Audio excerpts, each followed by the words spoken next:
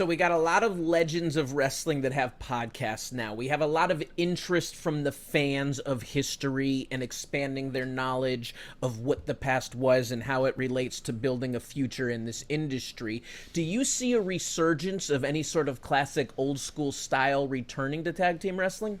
For sure. Look, and I think the number one person or people that you can call to right there is FTR. I think they have kind of gone back to that, and I think that's what's their claim to fame today is they almost went back to an Anderson formula. So both those guys can work, are great workers. Like, there's no doubt about that. They went to that Anderson formula of literal dissection and picking people apart, and then they can add, of course, the false finishes and all that stuff that's new and fast paced. And so I think they're the ones that are hearkening back to old school tag team wrestling, and I think they're appreciated for that. You know what I mean? I think the people kind of feel the same way, like, oh, these guys are over because they're doing it old school, and I think they are. You know what I mean? So kudos to them. I don't see a lot of it in other places, though. I'll tell you what I do see, and of course I'm hawking his bulletproof pre-workout. I may as well hawk his children too. Absolutely. But the Ass Boys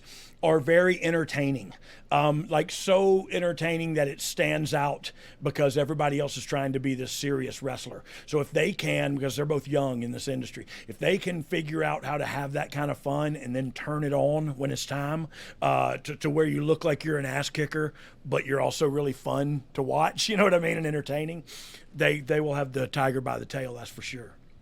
I gotta say, I was entertained by Austin on his ranch show that he 100%, did. 100%. He came off so good on that show. Hey, and what a good kid. That's what a it, good, and that's what it was. And kid. I think everybody else is spoiled brats. Yep. He's a good, respectful kid with Hardworking. a ton of energy and a ton of charisma. Like, I'd been doing these signings. Look, I knew him since he was born, but I never knew him like I know him today. Because today I've been doing with these signings and spending a lot of time with him as a peer, and he is hilarious. It's tough to keep up with him, and that's saying something for me because I feel like I got a quick tongue, but man, he is quick-witted and entertaining. we're back and talking tag team wrestling with the Hall of Fame tag team wrestler, and that gives you some pretty good credibility to talk on the subject.